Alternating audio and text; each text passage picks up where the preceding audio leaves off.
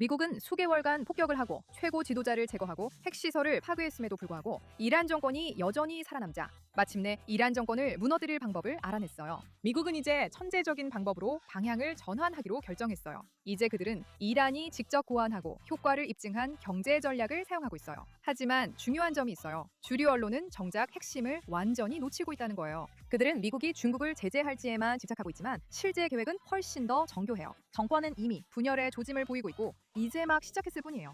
왜냐하면 이 계획이 실제로 효과가 있을 수도 있기 때문이죠.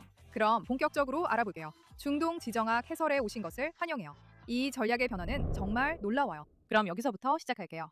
6개월 동안 미국과 이스라엘은 이란을 상대로 군사 전략을 펼쳤어요. 그들은 전국 곳곳의 목표물에 수천 톤의 폭탄을 투하했죠. 그들은 첫 공격에서 최고 지도자 알리 하메네이를 사살했어요. 주요 핵시설, 군사기지, 발전소, 지휘센터도 파괴했죠. 그리고 그 공격들은 이란에 정말 큰 타격을 입혔어요. 군사 능력에 손상을 입혔지만 테러 정권을 무너뜨리지는 못했죠. 정권은 적응했어요.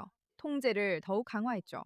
강경파 세력은 오히려 더 강해졌고 새로운 최고 지도자가 권력을 잡는 데 성공했어요. 군사작전은 그 강도와 성공에도 불구하고 정권 붕괴를 이루지 못했어요. 그리고 이란은 미국과 이스라엘이 연합한 군사력으로는 승리할 수 없다는 것을 깨닫고 전략을 바꾸기로 결정했어요. 그들은 완전히 다른 방향으로 전환했죠. 그들은 남아있는 모든 군사력을 하나의 전략적 목표에 집중했어요. 호르무즈 해협을 장악하는 것이었죠. 그들은 기뢰를 설치하고 선박을 공격하며 전 세계 수십억 인구가 에너지를 위해 의존하는 가장 중요한 석유 운송로 중 하나를 봉쇄하겠다고 위협했어요. 그리고 이 전략은 효과가 있었죠. 왜냐하면 그들은 어떤 중요한 사실을 이해하고 있었기 때문이에요. 그들이 세운 전략은 미국에 실제적인 경제적 압박을 가했어요. 그 전략은 트럼프 대통령이 치솟는 유가, 불안해하는 동맹국들, 그리고 전 세계 시장과 미국 시장에 퍼지는 경제적 불확실성에 대응하도록 만들었어요. 이란은 실제로 미국 군대를 물리칠 필요가 없었어요. 그건 불가능했으니까요. 대신 미국 경제가 고통을 느끼게 해서 미국인들이 트럼프 대통령이 물러서도록 만들었죠. 이것은 지켜보는 모든 사람들에게 아주 중요한 사실을 증명했어요. 경제적 지렛대는 올바르게 사용하면 군사력보다 더 강력할 수 있어요.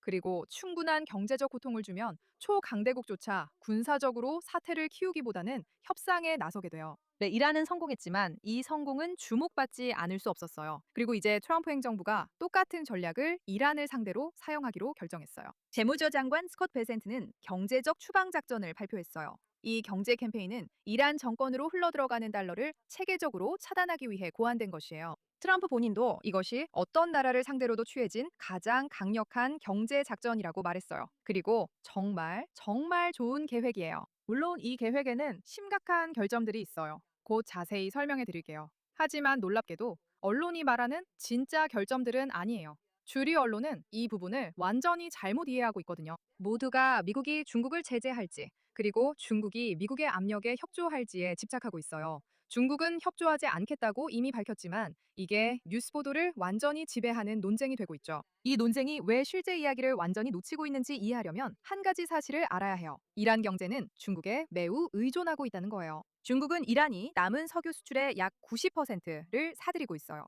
그 석유 판매는 이란에 연간 약 300억 달러의 수익을 가져다 주는데 이는 이란 전체 정부 예산의 약 45%에 해당해요. 중국이 그 석유를 사주지 않으면 이란 정부는 말 그대로 제대로 운영될 수 없어요. 그래서 모두들 미국의 전략이 어떻게든 중국이 이란산 석유를 사지 못하게 막는 것이라고 생각해요. 물론 그렇게 되면 미국에도 큰 비용이 들고 심각한 결과를 초래할 수 있죠. 하지만 미국은 이미 몇 발짝 앞서 나가고 있어요. 미국은 중국을 제재할 필요도 없고 중국을 설득해서 협력하게 만들 필요도 없어요. 이미 해상 봉쇄로 인해 이란의 석유 판매가 거의 자동적으로 차단되고 있기 때문이죠. 이게 바로 모두가 놓치고 있는 핵심 포인트예요. 이란은 분쟁이 시작된 2월에 하루에 157만 배럴의 석유를 중국으로 수출하고 있었어요. 그리고 8월 2 되자 그 수치는 하루 50만 배럴로 급감했어요. 대략 6개월 만에 무려 66%나 감소한 엄청난 하락이에요. 미 해군이 이란 유조선들이 항구를 떠나는 것을 물리적으로 막고 있어요. 그래서 중국은 실제로 나라 밖으로 나갈 수 없는 석유를 살 수 없는 거죠. 그들이 이란과 얼마나 협력하고 싶어 하든 또는 석유를 살 의지가 있든 상관없어요. 석유가 나올 수가 없으니까요.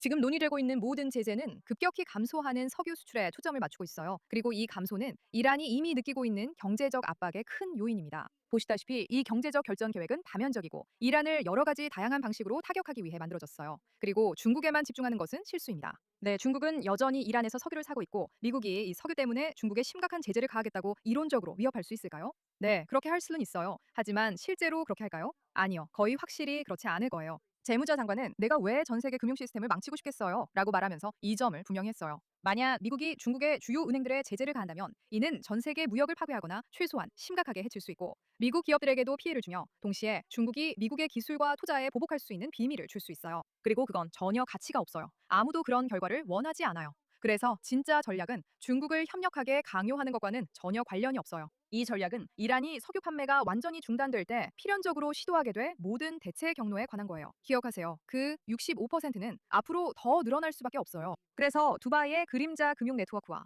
이라크, 이란 국경을 넘는 터키의 밀수 경로, 비전통적인 경로로 자금을 이동시키는 러시아의 금융 네트워크, 그리고 전통적인 금융 시스템 밖에서 물품을 교환하는 베네수엘라의 물물 교환 방식 같은 것들이 있어요. 이란의 대리 세력 중 하나인 헤즈볼라는 세계에서 가장 큰 마약 밀매 조직 중 하나예요. 그리고 그 많은 돈이 어디로 간다고 생각하세요? 그게 바로 경제적 고립 작전이 제재하려는 자금이에요.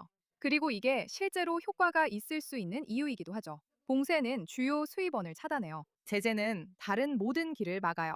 그리고 봉쇄가 모든 석유를 막지 못하더라도 나머지 모든 것도 여전히 중요해요. 이 작전의 결과는 분명해요. 그건 바로 정권을 무너뜨리는 거예요. 이란 정권의 테러를 막기 위한 미국의 유일한 방법이죠. 하지만 좋은 소식도 있어요. 이번에는 미국이 이란 국민의 의사에 반해서 정권 교체를 강요하는 것이 아니에요. 과거에는 그런 방식이 여러 번 실패했었죠. 특히 이란에서만 그런 게 아니라 미국이 정권 교체를 시도했던 대부분의 경우에 그다지 잘 되지 않았어요. 이란 국민들 스스로가 이런 변화를 원하고 있어요. 외부에서 압박을 받는 게 아니에요. 그들 스스로 변화를 이루려고 노력하고 있죠. 그런데 왜 아직 성공하지 못한 걸까요?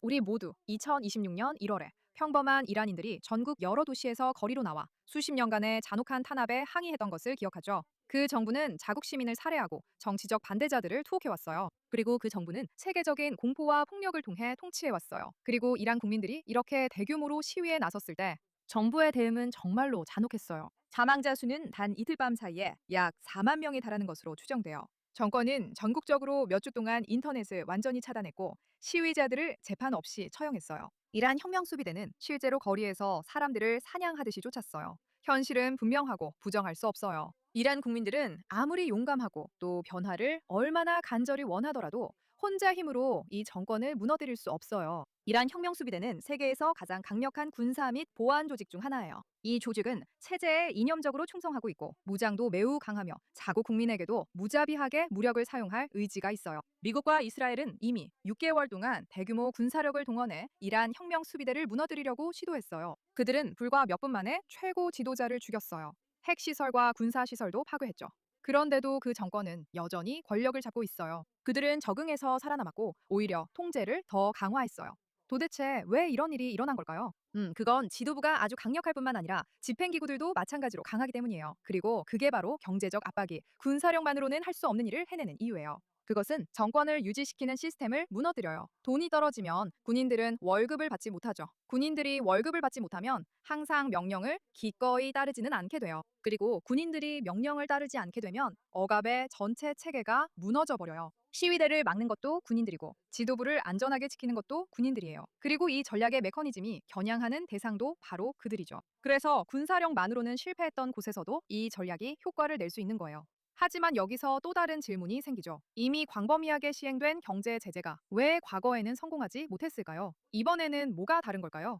이번 작전이 왜 이전의 제재가 실패했던 곳에서 돌파구가 될 수 있는지 이해하려면 과거에 실제로 무엇이 잘못됐는지 그리고 왜 그 제재들이 상황을 더 나쁘게 만들었는지 알아야 해요. 미국은 수십 년 동안 이란에 계속해서 제재를 가해왔어요. 여러 행정부가 이런 방식을 시도했죠. 하지만 그 오랜 시간 동안의 결과는 정권 붕괴나 의미 있는 정치적 변화가 아니었어요. 오히려 평범한 이란인들이 심각하게 고통받았고 정권은 실제로 더 부유해지고 더 공고해졌어요. 그게 어떻게 가능했을까요? 제재는 민간인들에게 파괴적인 방식으로 피해를 줬거든요. 식료품 가격이 치솟고 약국에서는 약을 구할 수 없게 되었으며 일자리도 사라졌어요. 경제는 위축되고 평범한 사람들은 점점 더 가난해지면서 생존을 위해 힘겹게 버텨야 했죠. 하지만 정권 자체는 더 부유해졌어요. 그리고 이것이 직관에 반하는 것처럼 보일 수 있지만 사실 제재가 독재 체제에서 어떻게 작동하는지 이해하면 그 이유를 알 수 있어요. 제재는 암시장과 밀수 네트워크를 만들어내거든요. 그리고 이란 혁명 수비대가 무력을 사용해서 암시장을 장악하고 제재 체제의 주요 수혜자가 되면 미국이 가하는 모든 제재는 군부가 밀수, 제재 회피 네트워크, 불법 무역과 금융 사기 등 일반 기업이 접근할 수 없는 방법으로 막대한 이익을 얻을 수 있는 새로운 기회를 만들어냅니다. 그래서 결국 제재는 이란 국민들을 굶주리고 절망하게 만들었고, 하지만 억압기구는 더 부유해지고 더 강력해졌어요. 결국 제재가 압박하려던 바로 그 집단을 오히려 강화시킨 셈이죠. 이코노믹 아웃캐스트 작전은 근본적으로 달라요. 완전히 다른 대상을 겨냥하고 있기 때문이죠. 군인들과 보안군이 정권에 충성하도록 만드는 경제적 유인책을 겨냥하고 있어요. 이것이 전체 전략을 이끄는 핵심이에요. IRGC 병사들은 확실히 이슬람 혁명과 정권의 생존에 이념적으로 헌신하고 있지만 여러 면에서 실질적으로 경제적 유인을 받고 있기도 해요. 그들은 아주 좋은 급여를 받아요. 그들은 일반 시민들이 접근할 수 없는 암시장 물품과 소비재에 접근할 수 있어요. 또 사회 내에서 지위와 특권도 얻죠. 그리고 그들의 가족들도 군인 수입에 의존하며 지원을 받아요. 경제적 유인이야말로 이념이 실제로 작동하게 만드는 근본적인 이유예요. 돈을 빼앗으면 그 이념은 훨씬 약해지죠. 물론 저는 맨 꼭대기에 있는 완전히 극단적인 강경파들을 말하는 건 아니에요. 하지만 군대에 있는 대부분의 사람들은 네, 이념적으로는 동조하고 있지만 동시에 군대에 재정적으로도 아주 많이 의존하고 있기 때문에 그 자리를 포기할 수 없는 거예요. IRGC에 속해 있는 건 그만한 가치가 있어요. 그게 당신의 안전과 안락함, 그리고 가족의 안전과 안락함까지 보장해 주거든요. 왜 그렇게 많은 이란 사람들이 정권에 반대하는데도 여전히 많은 군인들이 정권을 지지하는지 궁금해 본 적 있으세요? 네, 물론 일부에게는 종교적인 이유도 있지만 많은 사람들에게는 경제적인 이유가 더 커요. 권위주의 정권이 살아남는 이유는 군인들이 명령을 따르면서 통제를 유지하고 반대 의견을 억압하며 국민들에게 무력을 사용하기 때문이에요. 그런데 왜 그들은 명령을 따를까요? 물론 일부는 두려움 때문에 그렇게 하지만 많은 사람들은 주로 급여와 복지, 그리고 지위 같은 경제적인 유인 때문에 그렇게 해요. 그리고 돈을 완전히 없애버리면, 즉 시스템 전체를 움직이게 하는 큰 유인을 없애버리면 배고픈 군인들은 결코 행복하지 않아요. 이것이 바로 경제적 추방 작전의 핵심 통찰이에요. 이 작전은 단순히 음식을 사기 어렵게 만들어서 추상적으로 고통을 주려는 게 아니에요. 이 작전은 군인들의 충성을 유지시키고 억압기구가 매일 작동하도록 하는 경제적 메커니즘을 구체적으로 겨냥하고 있어요. 군인이 월급을 받지 못하면 그의 가족이 배고플 때 그가 더 이상 이전에 명령을 따르게 했던 지위와 특권, 그리고 물품을 구할 수 있는 혜택을 더는 누릴 수 없게 될 때 그는 정권의 명령을 따르려는 의지가 흔들리기 시작합니다. 그리고 그는 정권에 분노하게 됩니다. 이것이 바로 경제적 추방 작전이 돈을 주요 목표로 삼는 이유입니다. 이란 국민들에게 고통과 더 많은 처벌을 주기 위해서가 아니라 하지만 억압기구가 작동하고 정권이 통제를 유지할 수 있게 하는 경제적 기반을 구체적으로 무너뜨리기 위해서입니다. 군인들이 돌아서면 국민들도 돌아설 수 있고 그러면 정권은 무너질 수 있습니다. 이란 정부의 수입은 석유 수출에서 나옵니다. 전쟁 전에는 이란이 하루에 약 200만 배럴의 석유를 수출했고 이는 연간 약 570억 달러의 수익을 창출했습니다. 이는 전체 정부 수입의 약 55%에 해당하며 정권이 할 수 있는 모든 것의 기반이었습니다. 하지만 미국이 해상 봉쇄를 시행했습니다. 2026년 8월까지 이 수출은 치명적으로 붕괴되어 하루 약 30만 배럴로 줄어들었습니다. 불과 몇 달 만에 85%나 붕괴된 것입니다. 그 석유 수입이 정부 금고로 들어오지 않으면 정권은 군인들에게 급여를 지급할 수 없고 국가 통제기구를 유지할 수 없으며 의미 있는 방식으로 정부로서 기능할 수 없습니다. 이제 말씀드린 대로 나머지 45%가 있습니다. 이란의 경제는 이미 심각한 위기에 처해 있어서 정권이 이미 취약한 상태이며 통화도 완전히 붕괴되었습니다. 리알화는 불과 1년 전만 해도 1달러에 약 100만 리알 정도였는데 이제 8월에는 1달러에 200만 리알이 되었어요. 이 말은 이란이 다른 나라에서 수입해야 하는 모든 것이 2배로 비싸졌다는 뜻이에요. 식품 인플레이션은 연간 87%에 달하고 있어요. 즉, 식품 가격이 1년 만에 사실상 2배로 오른다는 뜻이에요. 사람들은 이제 고기와 과일을 식단에서 완전히 빼고 있어요. 더 이상 감당할 수 없기 때문이에요. 이건 이란 국민들이 직접 말하는 거예요. 사람들이 생계를 유지하도록 도와주기 위해 제공되는 정부 식품 쿠폰도 한 달에 겨우 6달러 정도의 가치밖에 없어요. 전국의 주유소에서는 실제로 연료가 바닥나고 있고 전기도 정기적으로 공급이 제한되거나 끊기고 있어요. 물 부족은 이제 완전히 일상적인 일이 되었어요. 제약회사들이 약을 수입하는 데 필요한 외화를 구하지 못해서 약국 진열대에서 약이 사라지고 있어요. 실업률은 심각해서 일할 수 있는 연령대의 일한인 중 실제로 어떤 형태로든 일하고 있는 사람은 3분의 1에 불과해요. 이전 정권에 맞선 봉기 때도 상황은 이미 심각했어요. 이런 상황이 사람들이 싸울 수밖에 없었던 큰 이유 중 하나예요. 그들은 잃을 것이 없다고 느꼈지만 지금은 상황이 더 악화되고 있어요. 그리고 이란 국민들이 이런 결과를 겪게 된다는 건 정말 끔찍한 일이에요. 하지만 기억하세요. 이건 이미 정권에 의해 주도되고 있는 대규모 인도주의적 위기이며 평범한 사람들의 삶을 적극적으로 파괴하고 있는 상황이에요. 그리고 이 모든 일은 경제적 고립 작전이 완전히 시행되기도 전에 벌어지고 있는 일이에요. 네, 이란 국민들은 고통받게 될 거지만 이미 계속 고통받아 왔어요. 그리고 지금이야말로 상황이 바뀔 수 있는 기회예요. 이 작전은 주로 정권을 겨냥하고 있어요. 정권이 이미 이렇게 취약해졌고 국민들이 이미 이렇게 많이 고통받고 있으며 경제적 압박이 이미 존재한다는 사실이 중요해요. 이 정도의 강도라면 이번 작전이 이미 존재하는 압박에 더해질 수 있다는 뜻이에요. 그리고 본질적으로 정권에게 우리는 당신들이 이 경제적 붕괴에서 회복하도록 두지 않을 거예요 라고 말하는 셈이죠. 우리는 정권이 무너질 때까지 경제적 악화가 계속되도록 체계적으로 조치할 거예요. 그렇다면 실제 제재는 무엇일까요? 대부분의 뉴스 네트워크는 집행 메커니즘이 실제로 어떻게 작동하는지 충분히 설명하지 않을 거예요. 그리고 맞아요. 많은 부분이 비공개로 유지되고 있어요. 하지만 그 외에도 미국 해군이 실시한 해상 봉쇄에 대해서도 제대로 설명해주지 않았어요. 그러니 처음부터 그들을 어떻게 믿을 수 있겠어요? 우리가 알다시피 미국 해군은 실제로 이란산 석유가 나라를 떠나지 못하도록 물리적으로 적극적으로 막고 있고 이란 유조선을 가로채고 압수하기 위해 매일같이 지속적으로 작전을 수행하고 있어요. 미국 군함들은 호르무즈 해역과 이란 주변 해역을 적극적으로 순찰하고 있어요. 그리고 이란 유조선이 이란 해역을 벗어나려고 시도할 때 미국 군함들이 그들을 가로채고 승선해서 화물을 압수한 뒤 국제 해역에 도달하기 전에 선박을 돌려보내요. 이것이 이미 이란이 겪고 있는 심각한 경제적 어려움의 주된 이유예요. 물론 봉쇄가 주요 수입원에 가장 큰 타격을 주고 있죠. 하지만 경제적 고립 작전에는 단순한 봉쇄 이상의 것들이 포함되어 있어요. 이 작전에는 이란이 의존하는 주요 경제 부문 전반에 걸쳐 단계적으로 시행되는 특정 표적 제재도 포함되어 있어요. 미 재무부는 공식적으로 5개의 핵심 부문을 지정했어요. 이제 미국은 전 세계 어디에 있든 이 부문에서 활동하는 모든 외국인이나 외국 기업을 제재할 수 있게 되었어요. 첫 번째 부문은 디지털 자산과 암호화폐예요. 이란은 제재를 피하고 미국이 감시할 수 있는 기존 은행 시스템 밖으로 자금을 이동시키기 위해 이를 사용해 왔어요. 두 번째 부문은 기술 분야로 이에는 이란의 군사 역량과 무기 프로그램을 지원할 수 있는 이중 용도 기술도 포함돼요. 세 번째 부문은 금으로 이는 정권이 통화가 완전히 붕괴되는 것에 대비해 주로 사용하는 수단이에요. 권위주의 정권들은 자국 통화가 사실상 무가치해질 때 이렇게 불을 보존하죠. 네 번째 부문은 항공 분야로 무기와 군 인력을 지역 내 대리 세력들에게 수송하는 데 사용돼요. 그리고 다섯 번째 부문은 해운 분야로 정상적인 상업 해운이 불가능할 때 비공식 경로로 석유를 운송하기 위해 존재하는 이란의 그림자 선단도 포함돼요. 이 각각의 부문은 이란으로 자금이 유입되는 방식이나 정권이 권력을 유지하는 방식을 다르게 보여줘요. 그리고 각 부문에 대한 제재는 서로 다른 경로를 차단하죠.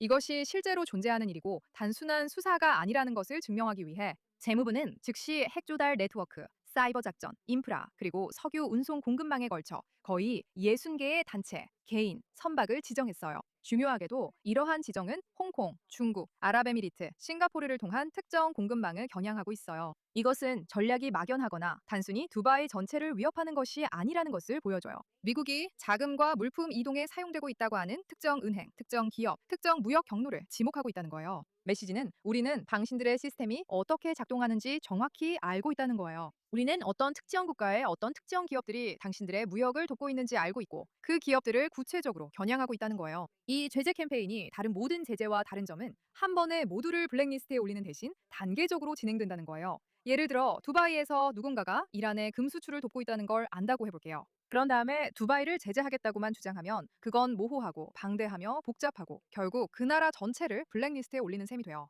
하지만 그 특정 국가를 겨냥해서 이 사람들이 확인되었다고 분명히 밝히면 훨씬 더 정확하게 표적을 정할 수 있어요. 예를 들어 1단계를 보세요. 이 작전의 1단계는 이미 완료됐어요. 이 단계에서는 이란과 거래하는 핵심 자금줄을 식별하고 이란과 거래하는 초기 관련 주체들을 지정했어요. 이제 2단계에서는 각 국가의 이란과의 무역을 중단할 기한을 정해주고 구체적인 마감일을 두고 물밑 외교를 진행해요. 그들은 그들을 지목하고 곧 중단하지 않으면 무슨 일이 일어날 거라고 경고해요. 이게 3단계로 이어지죠. 3단계에서는 미국 금융 시스템에서 제외될 비협조적인 행위자들을 지정해요. 그들은 달러, 은행, 그리고 시장에 대한 접근권을 잃게 될 거예요. 우리가 당신을 확인한 지금 지정된 기간 내에 이란과의 거래를 중단하지 않으면 미국 경제에 접근할 수 없게 될 거예요. 그리고 물론 4단계에서는 2차 제재로 격상돼요. 여기서는 지정된 행위자들과 거래하는 다른 나라들도 제재를 받게 되고 그로 인해 연쇄적인 효과가 발생하죠. 그러니까 두바이에 있는 특정 회사만을 겨냥하는 것이 아니라 그 두바이 회사와 거래한 적이 있는 다른 모든 회사들도 이제 미국 달러 등에 접근할 수 없게 되는 거예요. 그건 설득력 있는 주장이에요. 이전의 대부분 제재는 모두를 한 번에 블랙리스트에 올려서 암시장과 대체 시스템을 만들어냈거든요. 이 방식은 각 나라의 선택권과 실제적인 결과를 줘요. 체계적으로 문을 닫아가면서 결국 자금이 정권에 닿을 수 있는 길을 모두 막는 거죠. 이란 정권은 이미 내부적으로 분열되고 있어요. 모하마드 갈리바프 국회의장이자 수석 협상가는 이렇게 인정했어요. 아무리 군사력이 많아도 국민이 배고프고 자금 순환과 경제 성장이 없다면 우리는 버틸 수 없어요. 이건 실제로 한 말이에요. 대통령은 이란이 지금처럼 힘과 존엄을 가진 상태에서 오늘이라도 전쟁을 끝내야 한다고 제안했어요. 즉 모든 협상력을 잃기 전에 협상을 하자는 의미였죠. 중앙은행 총재조차도 우리는 석유를 수출하지 못하고 있다고 인정했어요. 미국이 우리의 외환 보유고를 동결했거든요. 이 정권 관리들은 현재의 길이 지속 가능하지 않다고 말하고 있어요. 그리고 이것은 그 전략의 핵심 이론을 입증하고 있어요. 내부 압박을 이용해 정권을 무너뜨리고 온건파에게 무한히 싸우기를 원하는 강경파를 이길 수 있는 논리를 제공한다면요. 역사적으로 정권이 실제로 변화하는 방식은 외부 압력이 아니라 내부 분열을 통해서예요. 경제적 고립작전 이전에 트럼프 행정부는 외교를 시도했어요. 우리 모두 60일간의 휴전을 위한 협상이 진행 중이고 제재 완화 가능성에 대한 이야기를 들어왔죠. 그런데 이란은 이 협상 기간 내내 실제로 더 큰 충돌에 대비하면서 통제를 강화하고 미사일 생산을 늘리고 대리 세력의 공격을 조율했어요. 협상이 끝났을 때 이란 외무부는 그것이 완전히 의미를 잃었다고 일축했어요. 이란은 결코 합의에 관심이 없었고 단지 다음 단계의 긴장 고조를 준비할 시간을 벌고 있을 뿐이에요. 평화 협상을 전쟁 준비를 감추는 위장막으로 삼는 정권과는 외교가 통할 수 없어요. 미국 대사 허커비는 언론에 트럼프 대통령이 허세를 부리는 것이 아니라고 말했어요. 그리고 그는 실제 군사작전을 언급하면서 미국이 대규모로 무력을 사용할 의지가 있음을 증명했다고 했어요. 경제 제재와 군사 제재가 결합되어야 효과가 있기 때문이에요. 6월에 있었던 미드나잇 해머 작전을 기억하세요? 그 작전은 하룻밤 사이에 이란의 핵시설 3곳을 파괴했어요. 미국은 군사 작전을 두려워하지 않아요. 2월의 에피퓨리 작전은 40일간의 폭격이었고 처음 몇 분 만에 최고 지도자 하메네이를 사살했어요. 그리고 이제 이코노믹 아웃캐스트 작전으로 트럼프는 이렇게 말하고 있어요. 우리는 군사력을 보여줬다. 협상할 기회를 줬다. 당신들은 거부했어요. 이제 우리는 체계적으로 당신들의 경제를 조여갈 거예요. 그리고 만약 당신들이 방향을 바꾸지 않는다면 우리는 다시 힘을 쓸 거예요. 이 시점에서 군사 공격은 상징적인 의미일 뿐이에요. 정권들은 다시 재건하고 적응하며 회복할 수 있거든요.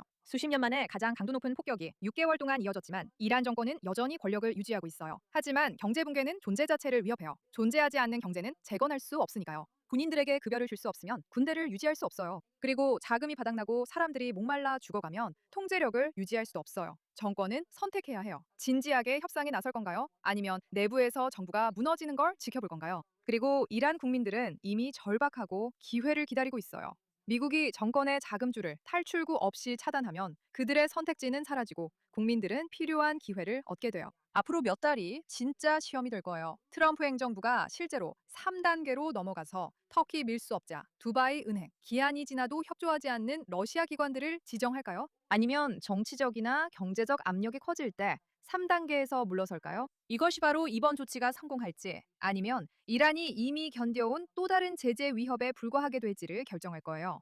왜냐하면 제재에서는 이런 일이 자주 일어나거든요. 제재는 엄청나고 극단적으로 들리지만 실제로 이를 집행하는 것은 매우 복잡해요. 재무부가 60건의 즉각적인 지정으로 진지하다는 것을 보여줬지만 미국이 4단계 모두에서 집행을 확실히 해야만 효과가 있어요. 트럼프 대통령은 모든 미국 동맹국들에게 이 연합에 동참하라고 촉구했고 이를 통해 전 세계적으로 조율된 행동이 이루어졌어요. 그리고 이제 이 문제는 더 이상 이란의 핵 능력에만 국한된 것이 아니라는 점을 기억하세요. 이란이 호르무즈 해협을 통제하면서 전 세계 해운에 영향을 미치고 있고 이로 인해 모든 나라의 경제가 영향을 받고 있어요. 이 연합의 압박은 제재가 효과를 내도록 만들고 단독 행동으로는 얻을 수 없는 신뢰할 만한 위협을 만들어낼 거예요. 그게 바로 기대하는 바예요. 만약 이번 작전이 성공한다면 이란 국민들은 마침내 자신의 미래를 결정할 수 있게 될 거예요. 그리고 만약 이 작전이 실패한다면 미국이 위협만 하고 실제로 이를 실행하지 않는다면 그 정권은 또다시 살아남고 이란 국민들과 전 세계에 대한 억압이 계속될 거예요. 이제 중요한 유일한 질문은 이것이에요. 미국이 정말로 끝까지 해낼 의지가 있을까요? 그 답이 이란 국민들이 마침내 자유를 얻을지 아니면 권력을 유지하기 위해 수만 명을 죽일 준비가 된 정권 아래에 계속 갇혀 있을지를 결정해요. 저는 이라 예라카입니다. 다음 시간에 뵙겠습니다.